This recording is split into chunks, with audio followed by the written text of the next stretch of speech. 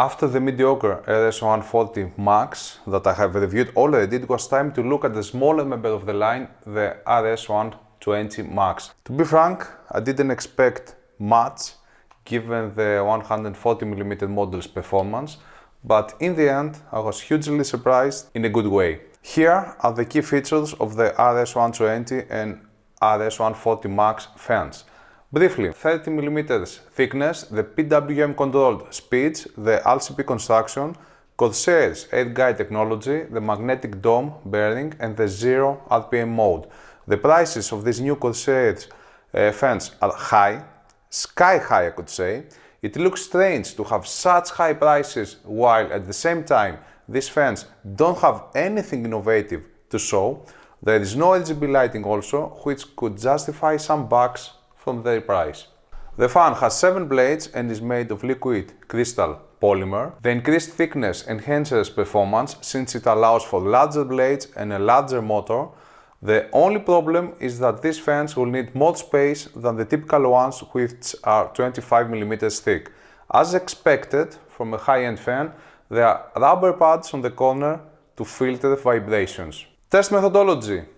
I use a fan performance measurement apparatus to evaluate cooling fans. This is a highly sophisticated scientific instrument made in Taiwan by Longwin.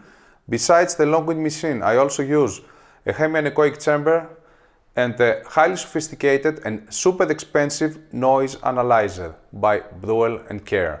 The fan's maximum speed is low, but this doesn't prevent it from achieving a decent airflow performance at 74 CFM. For comparison purposes, the Arctic P12 Max White needs 1331 RPM more to deliver 5 CFM more. Contrary to the RS140 Max, the static pressure is high enough too. These performance values are achieved at 2000 RPM maximum speed, which is not high for a 120mm fan. We should not forget the 30mm thickness, which is 5mm more than the usual. In these graphs, only the Superflower Megacool and the Fantex T30-120 have the same thickness, while the height of P12 is even thicker at 32mm. The power consumption is increased given the fan's maximum speed. I expected lower noise readings given the fan's low maximum speed. This was also the case for the RS140 Max. Frequency plots: 25% fan speed, peak frequency 200 Hz, second highest frequency 250 Hz.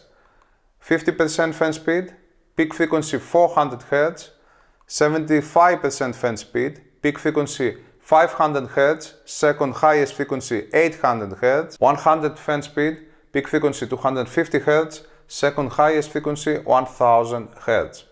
I have recorded the signals, but keep in mind that I've enabled automatic gain control to make it easier for you to reproduce them.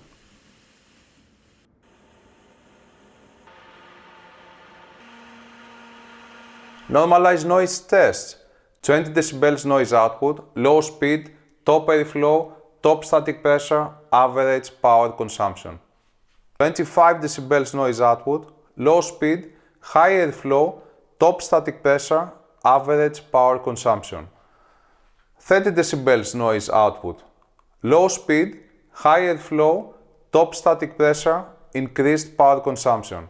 35 decibels noise output, low speed, high airflow, top static pressure, increased power consumption. Advertised versus real performance. In this table, anything in red means bad news, while the blue fonts are the good ones.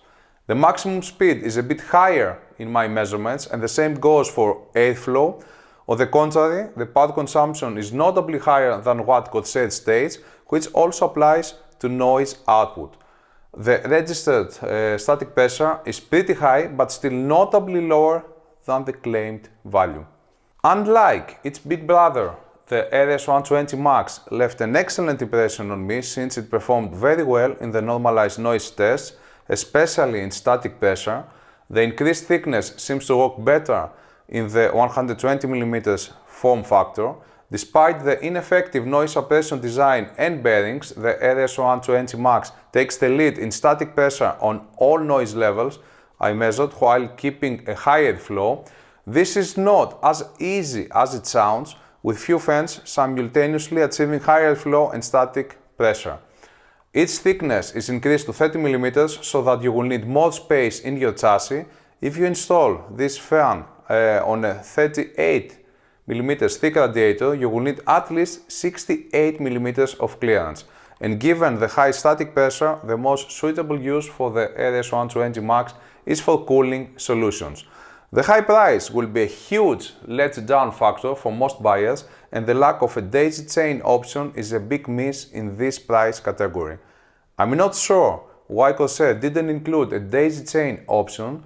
It probably did so to avoid creating internal competition with its IQ Link products, which are even more expensive. The fact is that users want more affordable prices and easier to implement solutions. Not everyone has the money to invest in IQ Link devices. At 25 decibels normalized noise output, a noise level that won't annoy most users while allowing for high enough speeds for decent performance, the RS120 Max achieves top static pressure and high airflow. Seeing a fan finally dethroning the Fantex T30-120 is nice. This Fantex fan remained at the top of my charts for a long time. The T30-120 is a bit better in airflow, while the Lian Li Unifan TL RGB achieves first place with no notable difference. Combining airflow and static pressure results, the RS120 Max easily scores at the top. To check all alternative fan offerings, read my best cooling fans article on hwbusters.com before investing in a new cooling solution. You will also find this review on hwbusters.com.